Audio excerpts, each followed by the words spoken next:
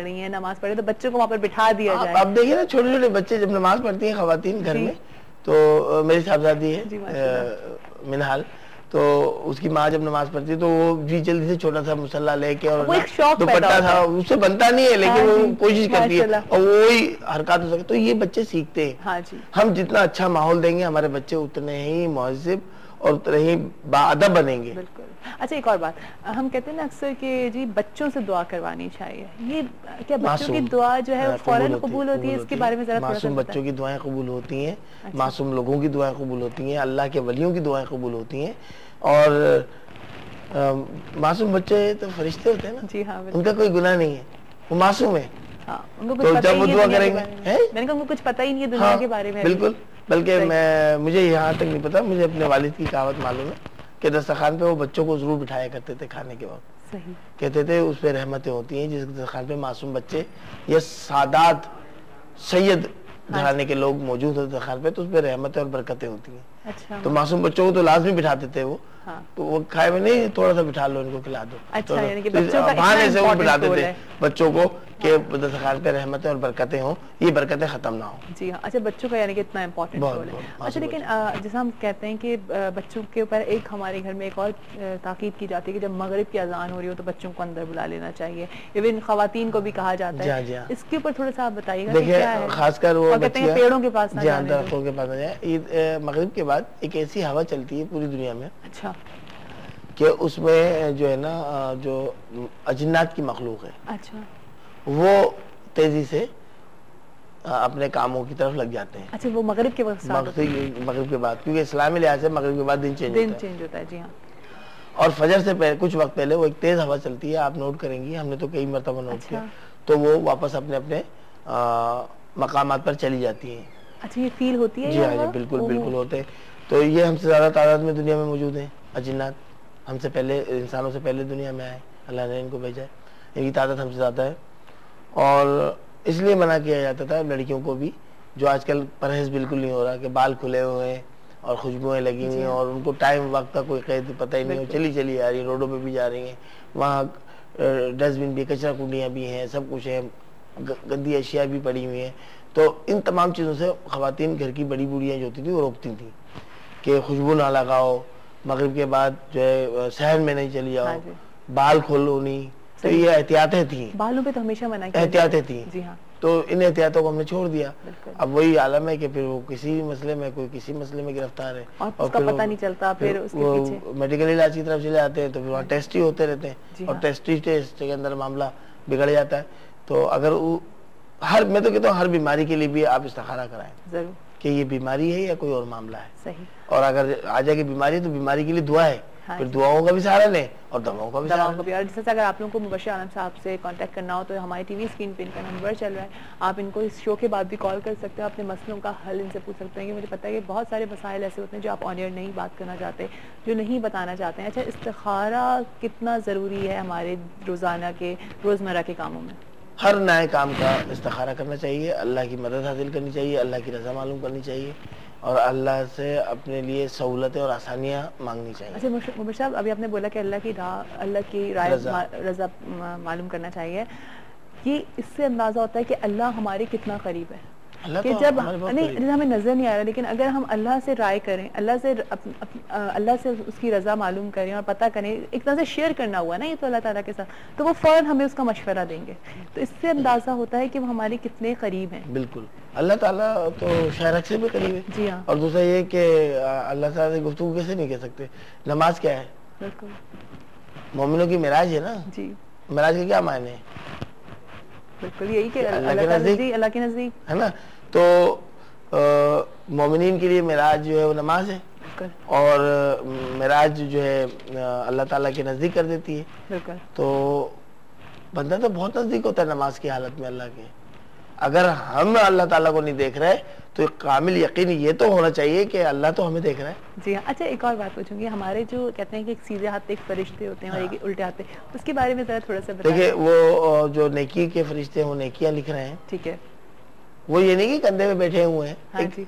एक इशारा दिया गया सीधे कंधे पे और लेफ्ट साइड पे ना, तो बदी वाला जो है वो बदी लिख रहे हैं। सही। जो हमसे गलतियां हो रही हैं वो भी तेरी हो रही हैं, और जब एक इंसान का सिस्टम में यही कहता हूँ कि ये है कि हम यहाँ से लाइव प्रोग्राम कर रहे हैं वाइब टीवी से, और दुनिया के कई ममालिक में देखा जा रहा है, पाकिस्तान के कई शहरों में देखा जा रहा है, और ये रिकॉर्ड भी हो रहा है।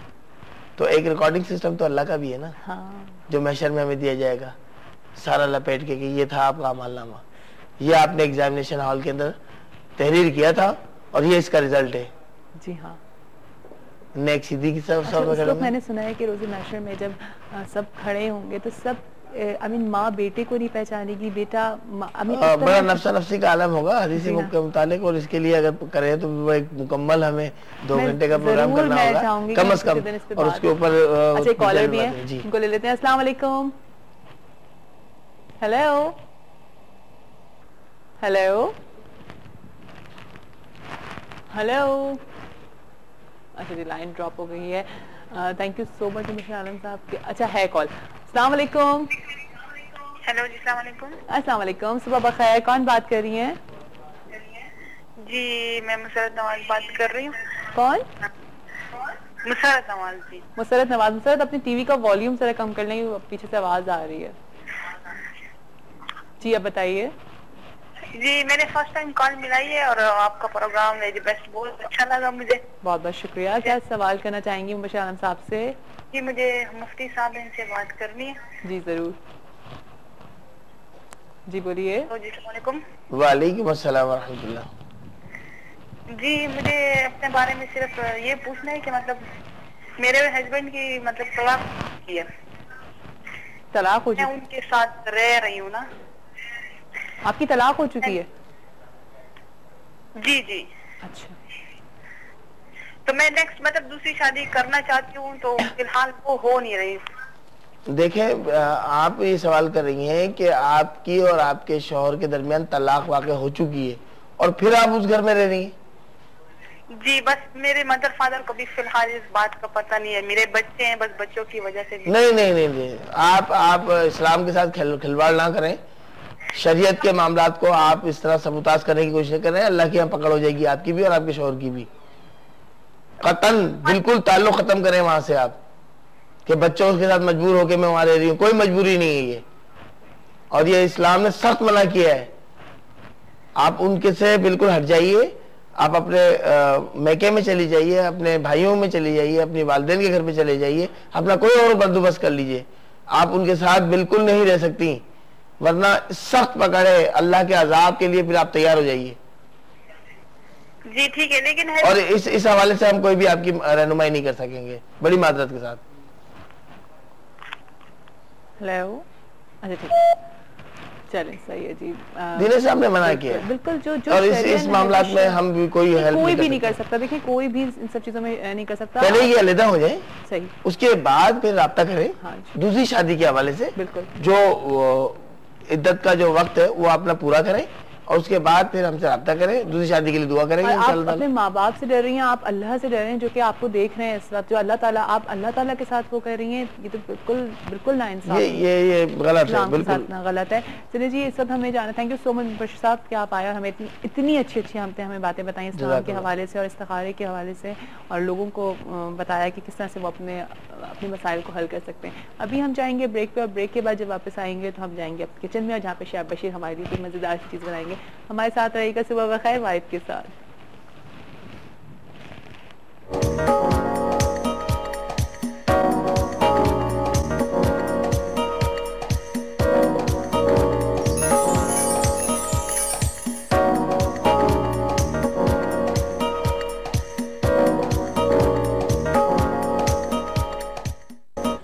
Welcome back. दफा फिर आप सबको खुशामदीद करते हैं सुबह बखैर वाइब के साथ, और उम्मीद करते हैं कि आप लोगों का आज का दिन बहुत अच्छा गुजर रहा होगा। अभी सुबह अच्छी गुजरी होगी, अब इंशाल्लाह ताला जी दिन का आगाज भी अच्छा होगा, और साथ साथ फिर शाम होगी, फिर रात होगी, और इसी तरह से आप लोगों का दिन अच्छा गुजर जाएगा।